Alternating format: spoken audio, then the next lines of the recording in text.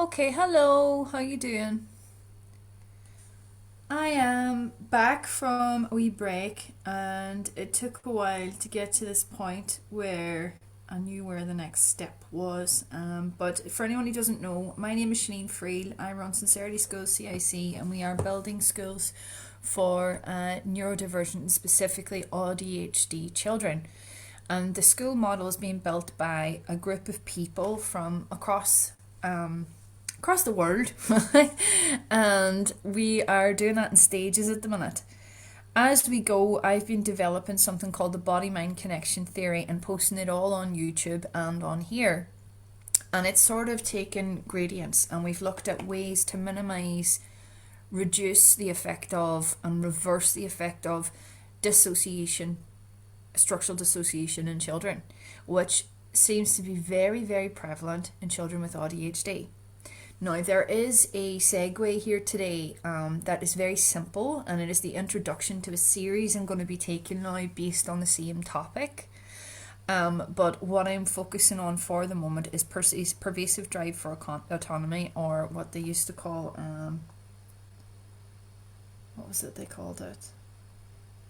Pathological demand avoidance in AuDHD, right? Now, the reason why I'm doing this is because it's something that comes up over and over and over again. And when you look at it from the perception of the body mind connection is basically returning the child to the self, to the present moment, so then they can connect with others, connection to others, and then connection with the world. It's recognition of a gradient of evolution available for AuDHD children that connects them to the center of themselves, the soul of themselves, and the timeline they live in, so that they're not then leaving their bodies or separating out parts of themselves in order to cope with things that are overwhelming. Now, today I'm starting with pervasive drive for autonomy as a focus, and I prefer that as a title because it sort of emphasizes the core issue. Because it has a different meaning and there's a different understanding we can have of it when we come from the angle of structural dissociation in AuDHD. Structural dissociation, for anyone who's been watching the videos before or who hasn't done, basically it's when children start to fragment themselves in order to cope with things by avoiding emotions. The body-mind connection theory, when applied in parenting and in school setting, the two are transferable, and they cross-link because schools should be care facilities, right? And they're not currently. They're not really. Not for these children anyway. And what matters here is that when we come from that angle, we see and understand that children, when they fragment, are trying to avoid emotion, and the body-mind connection theory encourages emotion inside of relationship. So it's interpersonal revitalization of the child, right? And it happens between the child and the carer and the child and the parent, right?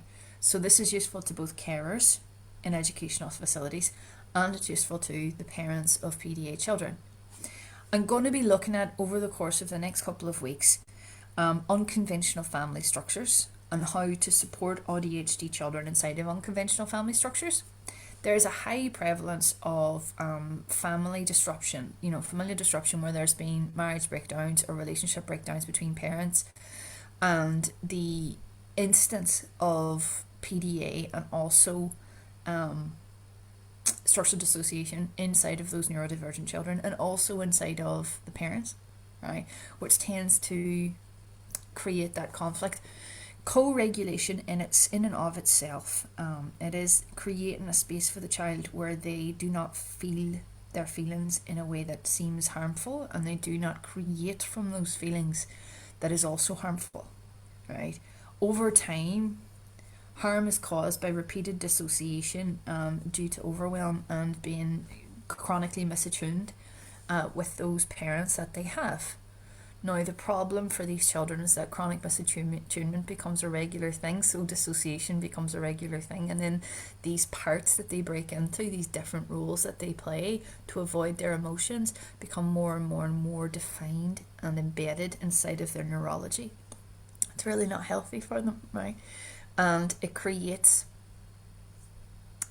I'd like to be frank, alters right? And split states where they'll go from being very loving, very giggly, very happy to suddenly very defiant and very reactive and make unconsciously painful choices both for themselves that are sabotaging and harmful and for others around them based on these emotions. And it can be resolved based on the very gentle, simple steps that I'll begin to introduce today and then develop on as we go into deeper and more specific, more nuanced circumstances where this problem might arise. So later on, I'll be looking at co-parenting, right, and how that impacts AuDHD children and how to mitigate the problem of dissociation, because dissociation happens as a coping mechanism for AuDHD children, and we are creating environments where that doesn't have to happen,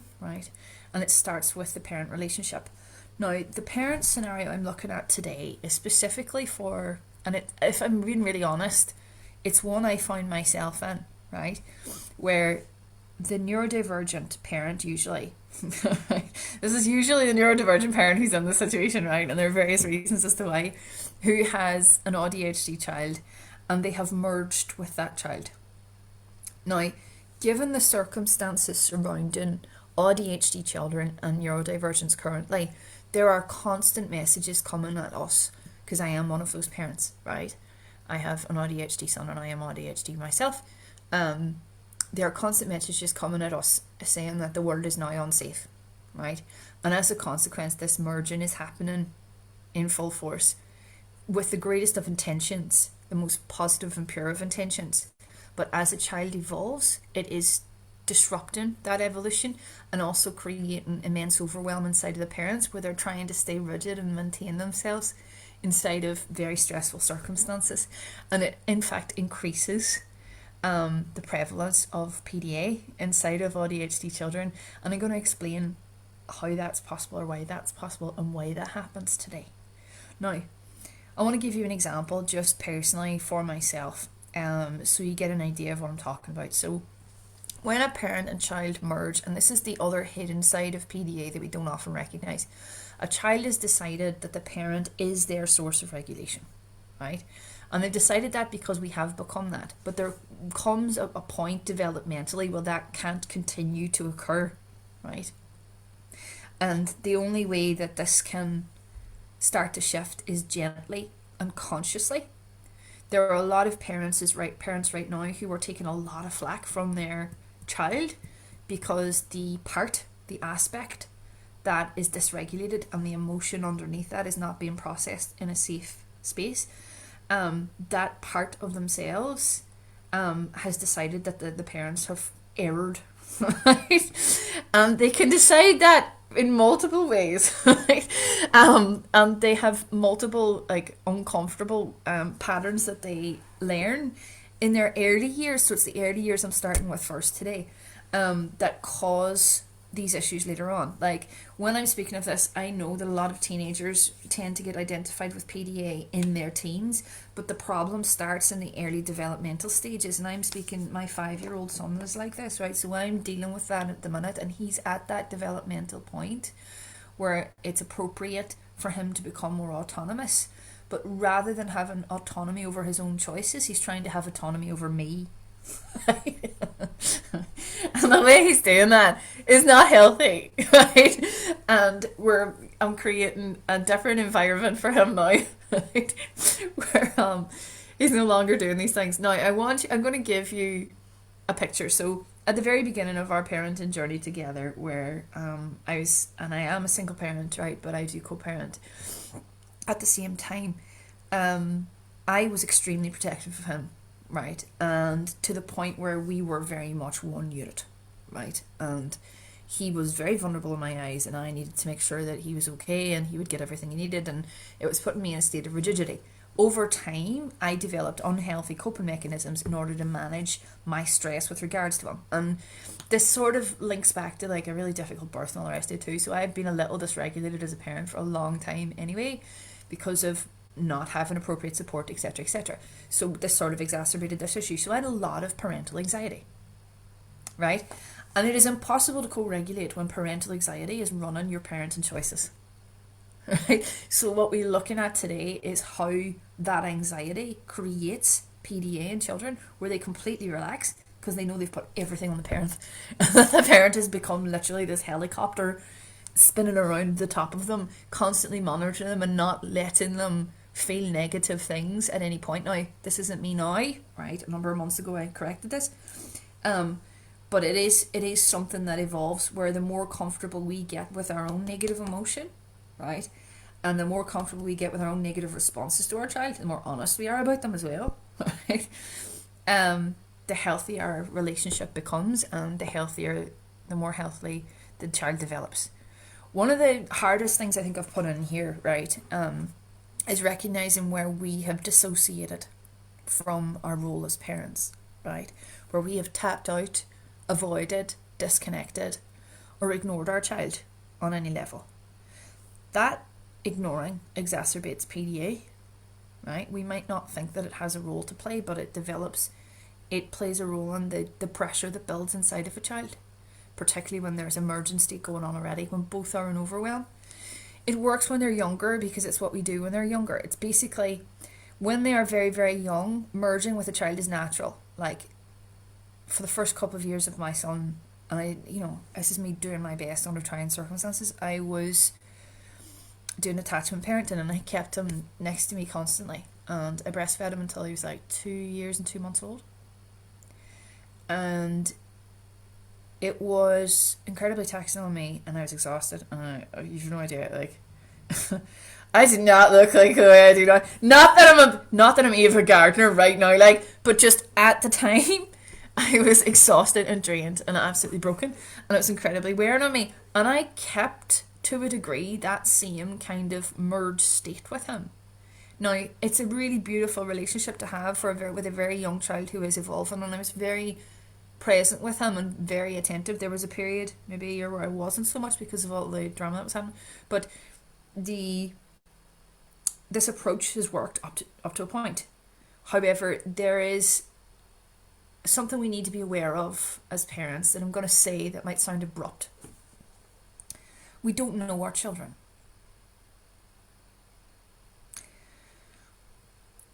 Right, I'll let that land. If you're triggered, right, give me a second to explain.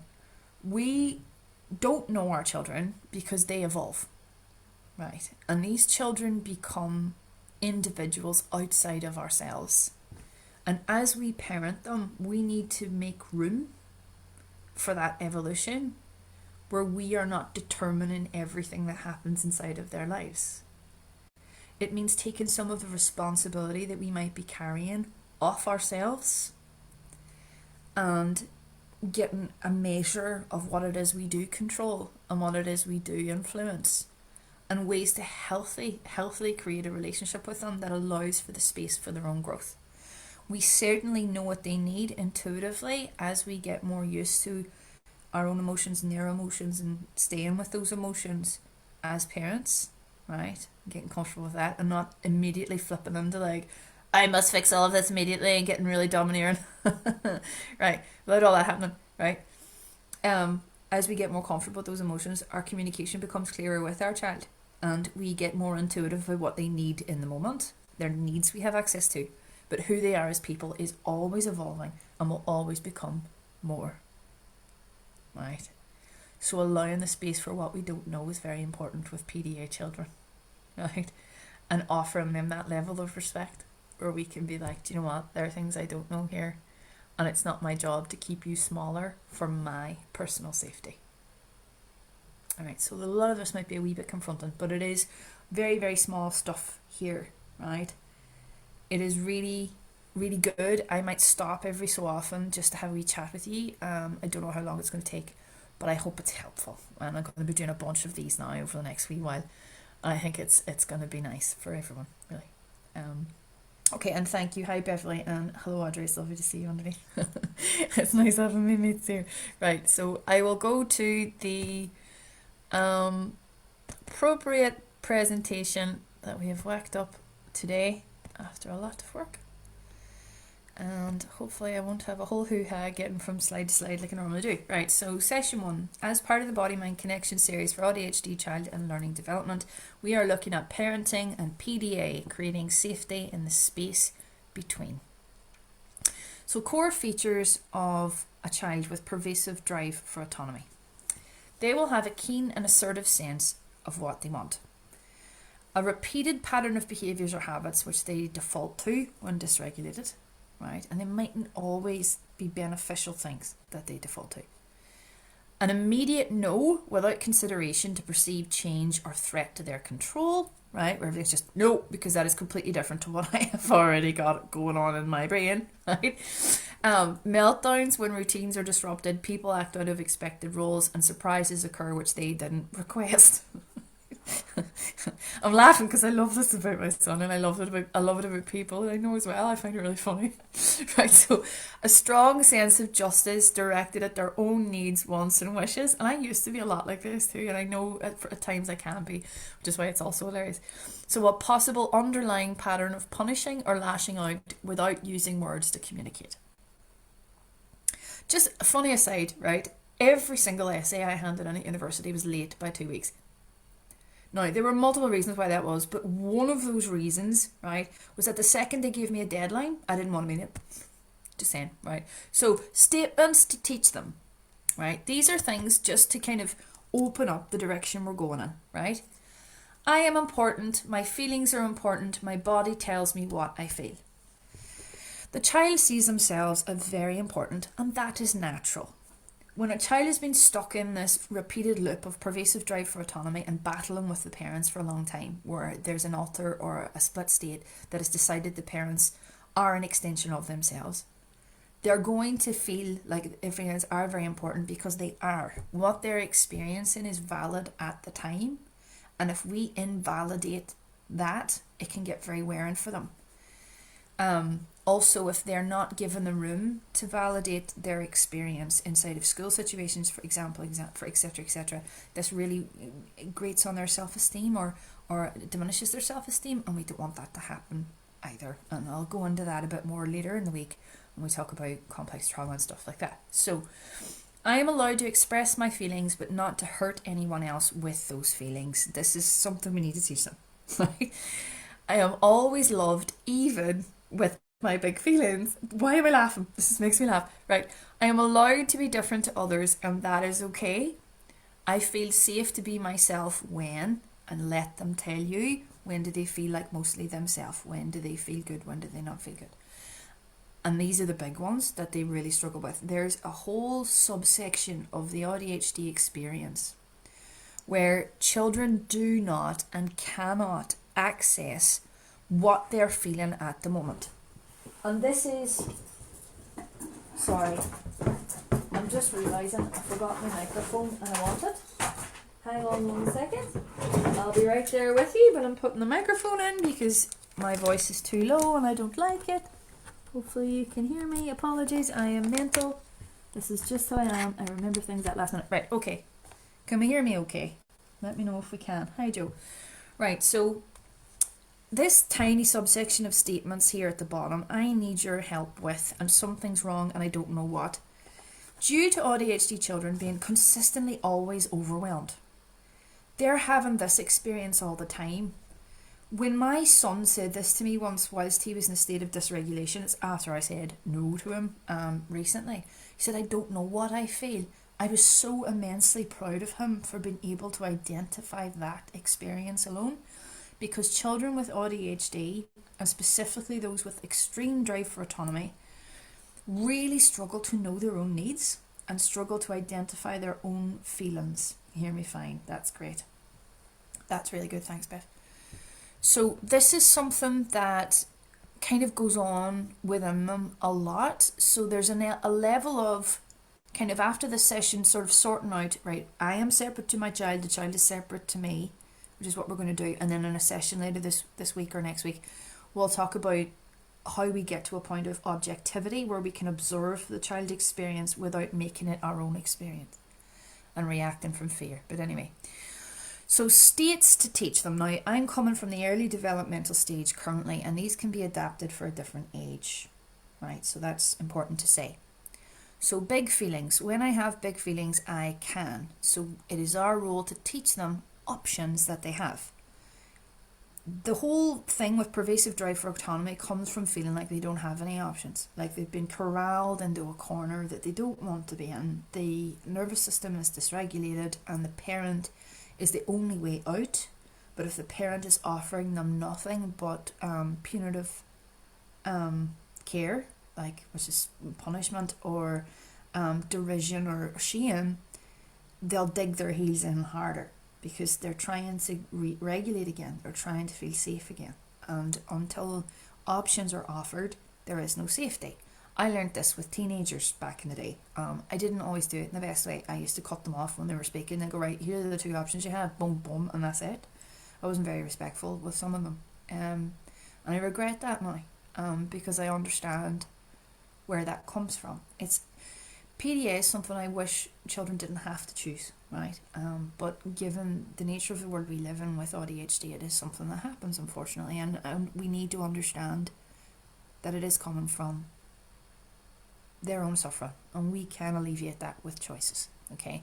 And making them aware of choices that they have, even if they forget them in the moment, right? Even in the state of dysregulation, is more than okay. Then blue. Now, my son, when he's in a dysregulated state or he is being defiant, he reverts to saying the colours for his emotions rather than the emotions themselves. Now, he's only 5.5. He's a clever wee 5.5, right? He is. He's incredibly clever. But I see him doing that because it's difficult to reach for words in that moment. And it's enough to get out whatever he thinks is going on at the time. Interrogating them in that state isn't helpful. So just knowing where they are can sort of intuitively help us to offer them what they need. And I'll go into that in more depth in the next couple of slides. So blue, when I feel low, blue, sad, I can ask for. Now, having these conversations with them when they're steady is a really good idea. And teaching them these statements when they're steady is a really good idea. And then also as parents, modelling them, right? So they can get used to us having feelings and not thinking that these feelings are about them. Because emotions aren't about other people. They aren't. Not really. A PDA child will always project, right? But it's coming from not understanding reality at the time when things get too much. It's our job to help them sort it out. So red, when I feel red, I can get it out of me. Now, it's different when we're dealing with anger, right? Because anger is a speedy emotion. And we have been taught unfairly that getting it up and out of us for the speedy, hefty sort of vast wave that it is that wants to move the body is something we can't do. You look around in the world, there's an awful lot of people with sticks up their bottoms, right? Who are full of rage, right? And that can get distorted over time when that anger is embedded and buried, especially when it comes to loss of control. And it'll come out in really distorted ways, right? That it can develop, it gets stuck in the head rather than coming up out of the body the way it's supposed to and create relief. And that's just, they'll be overthinkers and they'll do all sorts of ridiculous things with that anger. Now, I'll move on fast from that one. Now, one for parents, flying away. Now, this is a state that I'm going to go into much, much more detail about in the next couple of weeks. And it's going to be super helpful for anyone here who works with AuDHD children. It's a non-verbal state. It's when they're looking far away, they've tapped out, they appear to be leaving the body. Now, I'm going to go into graphic detail about that.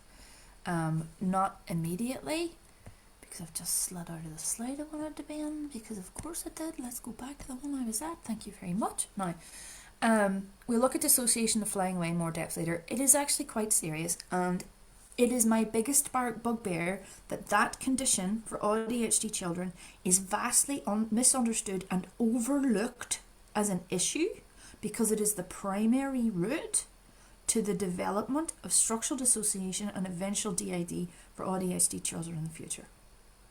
And it is not flagged up. It is not acknowledged. There is not support for that. It is in fact preferred because it is a state where the child sits there and doesn't react to anything. And there are thousands and thousands of children across the country and in many other places too, who are in schools currently in dissociated states, and the schools are unaware. And that's very serious. It's a very big deal. So when we start to get used to this, it's going to be very helpful.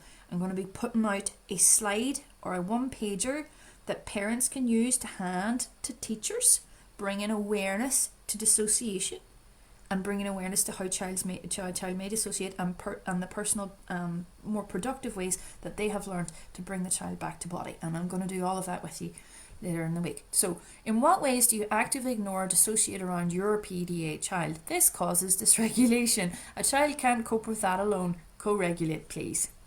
That's a nice wee triggering slide that I've popped up there. And don't worry, this is all of us, right? This is absolutely all of us. I had a terrible, terrible habit of this where I was full of emotions as a parent after a lot of stuff, and I would just tap out, right? And I wasn't conscious of the fact that I was doing it, and it wasn't my fault. But to be responsible with the ways in which I did that, either with my mobile phone or with snacking or trying to do something else when I'm along with my son, or perhaps sticking him in front of the iPad so then I can tap out because I'm exhausted. These are things we all do, and we might want to seek to not completely straight away remove those options, because I understand they're needed in an emergency situation or when we really are exhausted, and there's going to be phases for all of us as parents with this, but something that in the long term we can replace with something much healthier and more beautiful and sustaining and nourishing. Now, what a child with PDA needs. So consider this the beginning, right? Regular routines and clear, kind guidance from parents. Safe, predictable methods or tools to communicate needs. Responsive parents who reflect, mirror and demonstrate safety.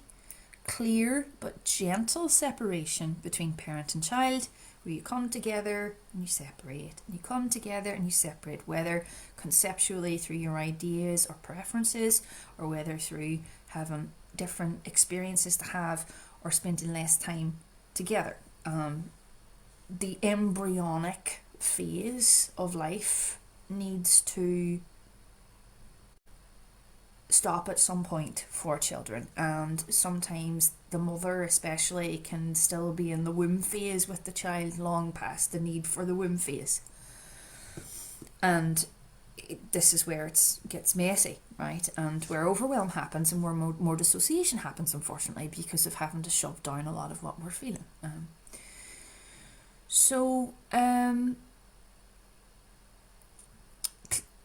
Reassurance that change, learning new things and being different to the parent is safe. Repeated and consistent boundaries, healthy expression of emotions and positive repair after disagreement. Saying sorry a lot, making mistakes a lot is much more healthy, right? Because it's evolution, it's growth, it's change. And it's also showing comfort with that growth and change for the child. Trying to be perfect all the time doesn't work. Now, problem 1. The parent and child have merged, caused by overwhelm. This is why it happens, right? Now, some really funny wee gifs up there, right? I'll explain what they're about in a minute. Alright, so the BodyMind Connection seeks to empower both neurodivergent parents and their children with the tools and language to connect to the body, use the body to inform relationship, and encourage safe co-regulation between each. There's unfortunately a tipping point where child and parent have become lost inside of unhealthy coping mechanisms, where the child is dominant and the parent is lost inside of their demands. A child should never be in charge of running a bus. So why would a child run one of us? I don't know where that came from, right? But the general idea here is that some of us are unconsciously allowing young children to be in charge of us in ways that are not healthy, due to a fear of their emotions. And when we have a fear of their emotions, we also have a fear of our own, right? And it's getting past that hump at the minute that I'm kind of focusing on. So we have some examples here. So there's the iPad, where my son demands the iPad at any given moment, right? Wants it all the time, right? And it's sort of a point of contention between us now. Because I have used it, and this is the reason I have to take responsibility for this. I have used it in the past when I have been overwhelmed, I have been dysregulated, and it means I can tap out next one. Now, snack time, right? This is another form of false compensation for regulation and processing of emotion, where children are demanding all of the things that are not healthy for them, right? And we're giving it to them. And equally, us indulge in that. They learn by what they see, not by what we say, right? So if we are doing any of this as well, that's where it's coming from. And it's all because of, see, we get at the bottom there, we are scared of feelings, right? Overwhelm is basically a build up. Right? It's people sometimes think overwhelm comes from the outside. It doesn't. It's a build up of the emotions we haven't met inside of ourselves that are causing our inability to handle the external world. So problem one, how to sort of start reversing this merge, right? So this is the wee gifts over there. Have a look. This is just how it feels inside of a parent, a neurodivergent parent especially, who's dealing with an AuDHD child, and the overwhelm that comes with that. The child is their responsibility and cannot experience negative emotion whatsoever, therefore causes helicopter love, right? It's extreme pressure that the parent puts themselves under, and they're constantly monitoring their child's experience, and as a result creating overwhelm inside of themselves. The parent lets themselves be a receptacle for the child's negative emotions. This is massive, right? I used to struggle with my son getting angry. I didn't know how to deal with it, right? And I would take flight from within myself, and I would just let him blame me for things and let him take things out on me. I've since learned to be with him and to depersonalize that emotion and realize the emotion is something that's happening within him. It is not who he is. And I've taught him the same thing. So we work through it together now. In the past, they didn't. He still pushes boundaries in this way. And I have to just remain consistent, and we'll talk about that later. So the parent is afraid of upsetting the child. The parent has low support, care, recovery time for themselves. The child is a cushion, source of affection or reassurance or support for the parent, however subtly. We all do this, right? Most especially in single parent families, there is the problem of a child becoming a point of relaxation or a source of comfort for a parent who's in turmoil. Or a parent who just generally likes to latch on to the child. When we latch on to our child, we are teaching them that they are invisible and that they are there for us rather than us being there for them. Whilst it's lovely to regulate together and to create cushioning, comfortable, safe environments full of love where there's lots of affection and all the rest of it, there is a stark difference between having that environment for a child and then having that environment for a parent. And I think we know the difference internally, and it's just recognising that. The child is kept at a limited age or state of being by the parent, so independent thought is seen as a threat to the relationship.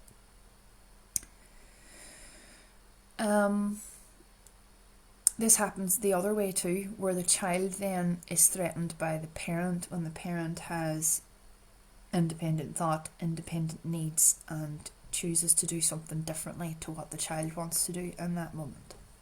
This again happens a lot in single parent families, which is why I'm speaking on this now. And it's not a threat, right? And sitting with it together, but still continuing with that state of separation is really important, and we'll talk about it later. So the child develops coping methods for the parent's sudden dissociation, overwhelm or tapping out, which are harmful to the child overall. So as you can see, these are the reasons why overwhelm and dissociation occur inside of this circumstance and how to relieve it. Connection is the cure. Connection is the cure. I sound so Northern Irish sometimes. It really annoys me. Right. New ways to introduce healthy individuation. So let's have a look at those lovely pictures over there. Right. So you do not have to save your child from your humanity, but you are responsible for your own needs being met separately to them. Now, I can hear an uproar, right? And I know this is going to be challenging for some, where listening to this conceptually, it's like, well, how do we have needs with PDA children, and how do we meet those needs with PDA children? It's impossible because of the amount of time that they take up. I'm going to say something controversial. If we make the child and our relationship with them the most important thing, right, rather than just the child the most important thing, space starts to be created whereby we are working with the child's needs and our own from a place of love and respect and care, and offering them compromise, offering them space, offering them options where there is space for us as well. And this will change as we integrate the body-mind connection into our parenting process, whereby at the beginning there might be very little room for the parent. Over time, as the relationship between parent and child evolves and gets more healthy, and this is what we prioritize, the relationship, right? Then there will be more room for the parent to individuate and for the child to individuate as well. For example, right? Part of co-regulation and part of attachment parenting for myself and my son is that he has slept next to me for ages, like he's 5.5 now. This week, we're going to start with taking him out of my bed, right? and we're doing it slowly, but it's taken a long time to get there, and he is developmentally capable of this now. And I am definitely developmentally needing that for myself. Like, this is something that needs to happen. I'm not doing it swiftly, and we're going to use his Beanie Babies, and we're going to do it gently. But this is just an example of how parental merge sort of eradicates our needs. And learning to create that space is really important. So, and I'm going to repeat this point as well. Your child is not known by you. You can know their needs at a given moment, but they remain in an internal state of evolution and growth beyond you. And it is your job to be open to that information and adapt and evolve according to what the child shows you that's within them. Because it's always new all the time. Sometimes we get, with PDA, there's exhaustion and resentment that builds up between parents. And we tend to lock off our perception of the child, and we simply interpret them as a problem. And as a result, we see no evolution inside of that experience, and the child can feel that. And it is not the truth. That is our own emotional build-up, our own overwhelm that we need to learn to sit with and release from our bodies to transform. A child is not in charge. We don't let the child drive the bus. Why would we let the child drive us? They just aren't. But you are responsible for creating choice inside of their drive for autonomy. So slowly over time, as the nervous system heals between both of you, right, and there is space to incorporate feeling states between both of you, then there will be more opportunities, right, for choice. And the child will get more and more used to those choices, and they'll feel relieved by them, because setting the boundary creates a safety that we might not be aware of yet. Yes, there might be an emotional reaction because cognitively they've lost something, but on a body level, my mum is in charge. And that we can't see, right? So learning new things is a healthy reason for a child to be upset. Is major that I said that, right? Learning new things is a healthy reason for a child to be upset. Allow the upset. Learning new things about the world, learning new things about boundaries, learning new things about right and wrong, learning new things about you, learning new things about the relationship. That is perfectly healthy. Right? We cannot protect them from that. It's not healthy too. Stay calm, allow it, stay joyful. You're doing a great job. Now, this is just an introduction today. I'm not going to go into too much, but there's a couple more slides. So, solution 1, reducing the overwhelm within the parent. So, taking full responsibility for your child's individual development is very wearing. Draw a circle of control for yourself and seriously, honestly answer the following. And you can do that at each stage of integrating feelings and feeling together, co-regulation, creating that sense of individuation between you both, which means being separate people, right? At different stages, the circles of control will shift. So there may be a circle where you put what's in your control, and then outside of it, things that you do not have in control, and then possibly outside of that, things that can be influenced later, right? And if you do this honestly at each stage, you'll see this opening occur, right? Which is reflective of the trajectory of the body-mind connection experience, where you're going from connection to self, connection to others, connections with the world, and you're assisting your child in that. There, more space will open for you, right? So What can be in control currently when we're in an extreme emergency crisis state is your basic needs, their basic needs, and creating a new pattern of regulation for yourself where you communicate to them that you're feeling something and you're going to stay with it until it passes. Remind you love them and you'll respond when the big feeling is left. It's that simple. And it starts there. What may be influenced later? Their communication with you, how you work things out together, a new way of living which helps you both thrive. The first step for anyone who's listening to this today and has experienced any of this will be practice saying no, choosing your independence above your comfort or fear of change, and holding a state of regulated rest, hand on heart, simply breathing and being lovingly present whilst they respond to each new tiny change. Now to problem 2, the child is reacting intensely to authority. It is very healthy for a child to have feelings. Being comfortable with all their feelings helps them to learn that feelings are safe. Naming them together and letting everything get softer, slower and more present will help. Sometimes just sitting with them is enough. You are a rock processing your own overwhelm whilst remembering you love them. Anger is the emotion and a child is experiencing anger. It is not who they are. Wait and see how much healthier their responses are when you let them feel things through with love and care slowly.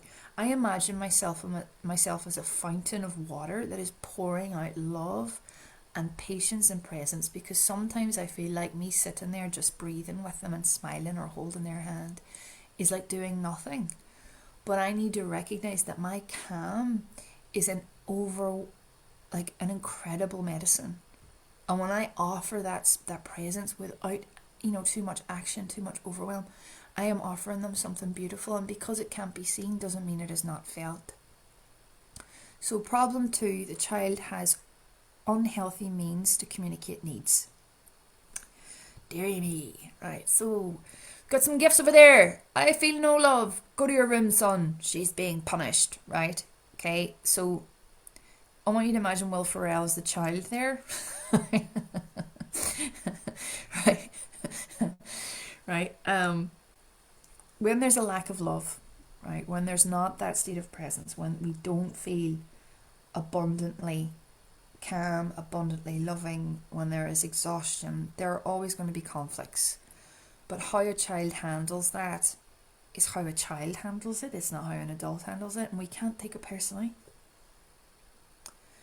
Children benefit from our presence, and when we share what we know about what's fair and unfair, what's kind and unkind, they get that state of rest activated inside of their bodies. They mightn't reflect that in their emotional states and their reactions, but when we are clear about what's right and good, it gives them something to work with, and they feel a sense of peace. My parent is in control. If we're not taking it personally, my parent is in control. Saying, this is unkind to me, I would like to help you, but please can you use words or use a different tone? Can we try this again? Or perhaps is there a different way we can do this? Kind hands only. I am here for you, but not like this. Here are other ways to get what you need. Like my son, for example, has this habit. If I look at my phone at all, he will literally turn around, turn my face towards him and scream in my face. Because he doesn't, there's some part of him that, he thinks I'm telepathic for a start, right? Because he's 5.5, right? And he expects me to just know. And for a long time, I just let him do that, right? When you see a behaviour, go to the root of why they're doing it. If you ask them, they'll tell you, right? And offer them an alternative. I said, if you want mommy's attention, tell me. Say, mommy, put your phone down. So now he goes, mommy, put your phone down. And he's right to say that to me. And that I can respond to healthily. Him screaming in my face, not so much, right? But it's what they resort to when we don't offer them the learning that we are there to give them. And our overwhelm tends to block that, right? So problem 2, recognize which methods they've learned from you that mightn't be healthy and slowly introduce new ones. Examples of unhealthy compensations for co-regulation and communication between parent and child. At times we need them. There's no judgment here, right?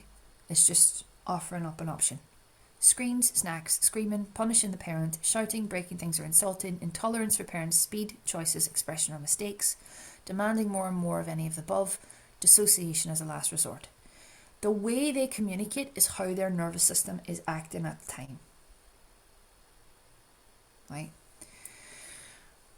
And when, we're dealing with darker behaviour in PDA, when they start to act out and do things that are harmful to other people, which tends to happen with the teenagers, right? That's coming from a long-standing learned pattern that to communicate their needs in any other way didn't get heard.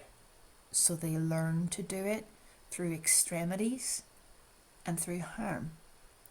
And also if they've been a child who has been abandoned or lost or ignored in the past, and they have a pervasive drive for autonomy, there's a tendency to see any response from the parent as a form of love. So they will hurt in order to get a response, because feeling invisible feels terrible. Right? And that's what occurs there. Dissociation tends to happen as a last result there, and again, any of this that they see in any of us will be mirrored later on. There isn't a single thing a child does that they haven't learned from somewhere else, or from a lack of not knowing what other options are available to them, and that's what we're here to do. So solution 2, creating safety for parent and child. Explaining why new things happen. Keep it simple, keep it short, keep it clear, don't over-explain, and definitely don't go back on what you've said once you've said it. Affirming that change doesn't mean you don't love them, it means you love them and know what's next to learn, so it's just moving into the next phase. Promising you will always learn together and you will always be there when the child tries new ways to grow. I remember saying this to my son, I was like, but it's my job to help you grow, we do new things together and we're learning all the time. So I always know what's next to learn. He goes, but I always know what I want. I was like, yeah, you do always know what you want. But sometimes what you want isn't going to help you grow. And I'm here to help you grow and to keep you safe. He's like, okay, I get it. Right. So growth is important for both of you. And first for both of you. A child can't evolve unless a parent chooses it for themselves too. Every relationship benefits for growth first. So why the merge happens. This is helpful for parents to understand, right? From an internal perspective, looking at how the PDA child experiences the world. So a parent becomes a way for a child to regulate when they erase themselves. Feeling enslaved, undermined, dismissed or disrespected by a PDA child is natural. They are feeling enslaved, undermined, dismissed or disrespected by the experience they're having internally, and there's a misattunement happening. They need us to reattune to them, and that means connecting with what they're experiencing and caring about what they're experiencing. But they do these things because we allow it, so we need part of that attunement has to happen developmentally safe, make sure it's developmentally appropriate, of course, right? By setting the boundary down about what's safe to do to the parent and what's not. Our role is to be a parent, not their friend, and we model what is healthy by being healthy parents for our children. It is loving to observe a child's needs. It is loving to meet them in safe time, safe space, with respect to their capacity. Children don't need lectures. They just need consistent love, boundaries, and simple explanations, and assistance to feel what's sitting in them. The block between that very simple approach and results is time, which we have to give them for this to start loosening this pattern, and our comfort with our emotions as well as theirs. So what they are dealing with is high reactivity, intense defensive response to change, loss of love or attention, low interoception, can't access their own needs, so it must be the parents' fault. They don't understand what's happening inside them, so they have to blame somebody externally. They expect parents to mind read and be telepathic. I want to make this very clear, we are not. And we can't. And pretending is crazy because children are evolving all the time. That is not possible. So bonding must increase at the same time as change is happening. Nighttime chats about worries is really good. I do that before bed with my son sometimes. I give it as an option in extension of his bedtime story. A regular enthusiasm for the child's attention, presence and care, and genuine enthusiasm, expressing that is so healthy and lovely for a child. They need that. Like in the morning, at times when I'm exhausted, I've rolled over on him And I feel bad for doing that because he's woken up, he said hello to me, I've said hello to him, and then just rolled over and fallen asleep. And sometimes he just needs a good morning, Finn. It is lovely to see you. And I try really hard to do that 80% of the time, where I'm just so excited to be with him because he loves that and he needs that. And he's a child and they are adorable and they deserve to feel like their presence matters.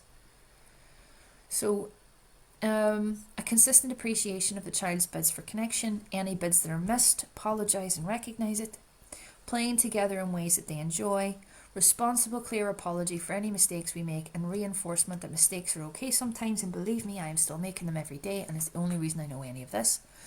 Allowing for developmentally fitting change to happen where both child and parent offer more of themselves to each other. A child can expect to be loved unconditionally. An adult is responsible for their own self-love. We do not have to expect the child to treat us the way we treat them. It's just not going to happen. Right? And that's okay. We have to be okay with that. We do not use them as a source of love and respect and care for ourselves. No, it's not their job. Our job is to mirror that for them and to give that to them and be there for them. We are adults. We are responsible for our own emotional needs and we need to make space for them, no matter how small. But it's just offering the opportunity to anyone who feels like they don't have that space right now, that there are ways, and I'll talk about that in a second. So reverse the pattern by starting in the middle. Some of you are watching this going, oh, I have to go right back to the beginning, I've made loads of mistakes, blah, blah, blah, blah, blah. Or you get inside of a situation and you do make a mistake, right? I want you to recognise this. In the middle of chaos, choose love. In the middle of failure, choose love, both for yourself and the child. There's no judgment. In the middle of confusion, choose love. In the middle of dysregulation, choose love. Whether yours or theirs, just keep going back to I love them. What is the loving choice here? When we look objectively and with love at all things that happen with a child, a natural intelligence and intuition arrives, which is not fear-based. There's no linear progress or anyone judging. Just start where you are. So finally, right, self-care, the circle of control. What is outside of your control? What can you control or change or include? What can be included later? There's a website there I've popped at the bottom for really intensive, powerful breath work that you might want to get on as a parent, www.returntoyourtruenature.com. And there's a couple of points there just to summarise what we've done. And to get to the final one, I think this is the most important one, really. You have to be more you as a parent, not a parent who is less you. You'll do all of this your own way, right? And just allowing yourself the room to try things is the beginning. Losing ourselves inside of a fear-based parenting role is miserable. You know, it causes emotional eating, depression, repeated overwhelm, incredible overwhelm, suppression of the child's needs, suppressions of our own needs, and it's all able to be released with that breath work on that website there if you'd like to give it a go. Alright, so I'm going to stop share there. I think that's it finished. Okay, so that was the first session. I will be back again with looking at unconventional family structures and how to work with them, with AuDHD children, including schools in that process, and looking at how AuDHD as a whole and the effects of dissociation can be spotted, reversed, prevented, and ways to communicate this new approach with regards to dissociation with carers and parents involved in your child's health. Right, so I'll be giving you everything you need with regards to that as well. It's very nice to have you. Have a happy Sunday and Happy New Year.